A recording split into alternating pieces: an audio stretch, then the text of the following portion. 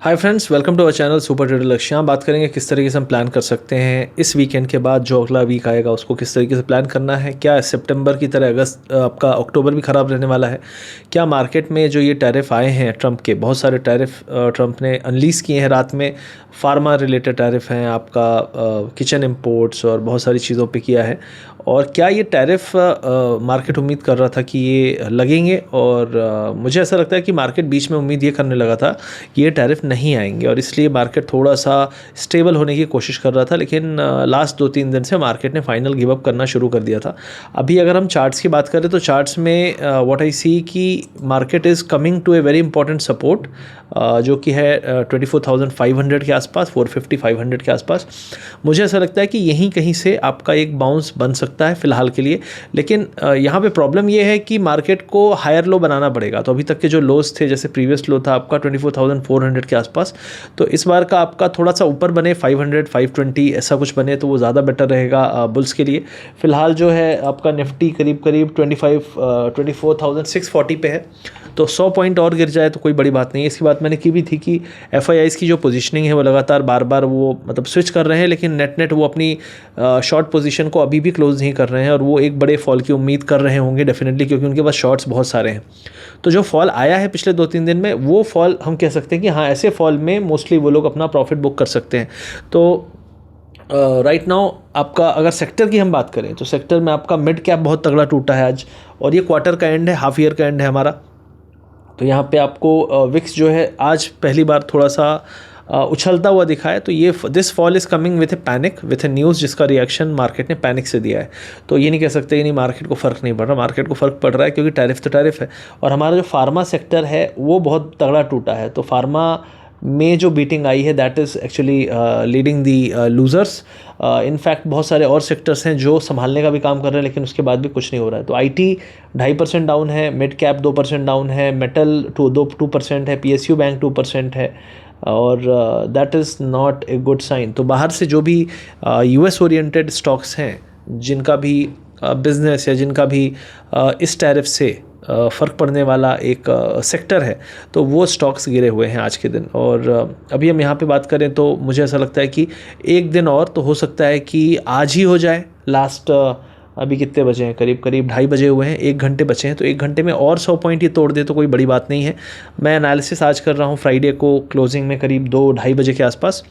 तो आप इसको उस हिसाब से लीजिएगा कि वीकेंड पूरा है, और वीकेंड के बाद मुझे उम्मीद ये है कि ट्रंप का जो टैरिफ का फाइनल एक था कि आना था चिप्स पे उसने जो करना था वो काफ़ी कुछ किया है।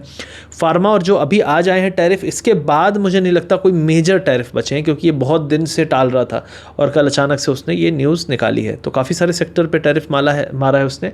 तो आई फील कि मोस्टली ये न्यूज़ फाइनल कहते हैं ना, फाइनल हथौड़ा चलाया है उसने, और इसके बाद अभी मार्केट में स्टेबिलिटी आनी चाहिए। यूएस मार्केट कैसा कर रहा है उसके बारे में बात करें तो आज यूएस का इंपॉर्टेंट डेटा है, फ्राइडे को आना है, पीसी इन्फ्लेशन। तो ये एक इंपॉर्टेंट मेजर है जिससे फेड डिसाइड करता है कि रेट कट होने चाहिए नहीं होने चाहिए, इन्फ्लेशन क्या है कैसे। तो ये डेटा अगर ठीक ठाक आता है तो definitely market will take it as a positive, क्योंकि market is already in a panic mode. मतलब अगर हम बात करें तो US market is already falling since 3-4 days. हर दिन ऊपर खुलता है लेकिन बंद जो है आपका नीचे ही होता है। हाँ, ये है कि fall is not very sharp, क्योंकि अभी भी वहाँ पे पैनिक नहीं है मार्केट में। उम्मीद है कि ट्रंप के जो मेजर्स हैं उसके कारण US market will continuously do good. जो एआई थीम है वो अभी भी अच्छा कर रही है। तो वहाँ पे एक डिप आया है, बहुत बड़ा डिप नहीं है, छोटा सा डिप है, लेकिन कह सकते हैं यहाँ से 0.5% kind of fall and then recovery is also possible. आज का इन्फ्लेशन का डेटा इज़ इंपॉर्टेंट। मुझे लगता है कि आज के इन्फ्लेशन में जो एक नेसेसरी डिप मार्केट को चाहिए था वो मिल जाएगा, क्योंकि जिस तरीके का छोटे छोटे कैंडल्स बन रहे हैं फॉल के, this looks like not a kind of toppish behaviour, but अगली रैली के पहले का करेक्शन लग रहा है। वरना इससे पहले क्या होता है, एक फाइनल मेल्टअप होता, बहुत तेज़ी से ऊपर जाता और फिर एक अपर विक बना के इंट्राडे रिवर्सल काइंड ऑफ होता। वो नहीं हुआ, ये प्यार से धीरे धीरे गिर रहा है, जैसे कि इसको थोड़ा सा एक डिप देना है। तो that is the thing about the US market. और आज का जो इन्फ्लेशन डेटा है उस पर बहुत कुछ निर्भर करेगा, क्योंकि रेट्स जो हैं अगर यूएस में कम होने का है, क्योंकि अभी भी वो चलता है कि हाँ जॉब डेटा, अब जॉब का जो जॉबलेस क्लेम है वो थोड़ा सा डिलेड डेटा होता है, लेकिन उसके बाद भी वो डेटा थोड़ा सा अच्छा आ गया तो लोग बोले अरे जॉब डेटा तो ठीक है। और फिर जब एम्प्लॉयमेंट का डेटा भी आएगा कुछ दिनों में तो फिर बोलेंगे अरे नहीं ये तो ख़राब ही है। तो डेटा क्या है, मिक्स मैच हो रहा है, लेकिन ओवरऑल ट्रेंड डाउनवर्ड से ये मार्केट को ही पता है। तो बीच बीच में ये मौका निकाल के मार्केट को पीटने का काम करते हैं, और ऊपर से ट्रंप का टैरिफ का जो है क्लैरिटी नहीं आ पा रही थी। तो मुझे लगता है ये फाइनल क्लैरिटी है, final nail in the coffin है कि भैया चलो टैरिफ का जो पिटारा है अब थोड़ा बंद करो, कम करो। तो दैट अगर ऐसा है तो definitely it is a very good thing कि बार बार अब टैरिफ में ऊपर नीचे करता रहेगा, चाइना से लड़ता रहेगा, बाकियों से लड़ता रहेगा, लेकिन एज सच कोई नई न्यूज़, सरप्राइजिंग न्यूज़ नहीं होगी टैरिफ के लिए। और इंडिया की डील के डिस्कशंस ऑलरेडी चल रहे हैं। तो ये जो टैरिफ है ये ब्रॉड टैरिफ है, ऐसा नहीं कि इंडिया पे मारा है।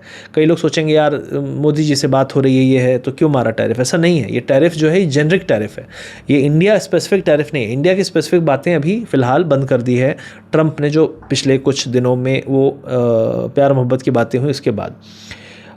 और अब यहाँ पे हम क्रिप्टो की बात कर लेते हैं। तो क्रिप्टो ने मेजर फॉल दिखाया है यहाँ पे, बहुत ही तगड़ा फॉल आया, करीब 15-20-25% तक का कई सारे क्रिप्टोज़ में, और सडनली आया।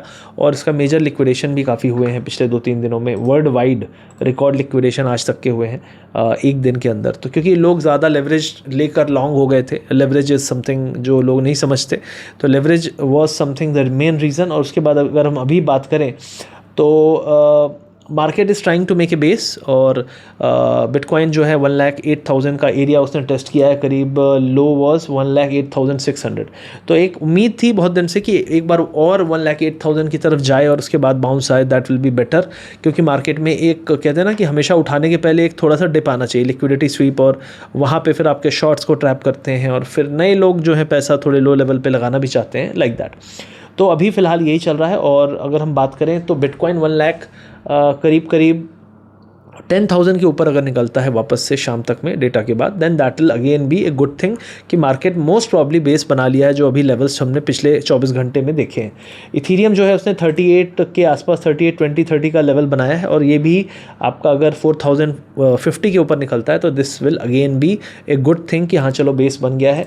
सोलाना का कन्फर्मेशन आएगा करीब 205 के ऊपर, 205 के ऊपर, क्योंकि ज़्यादा पिटा है तो इसके लिए 205 जाना कोई बड़ी बात नहीं है। नॉर्मली ये तो भागता है तो 5 to 10% ऐसे ही चला जाता है।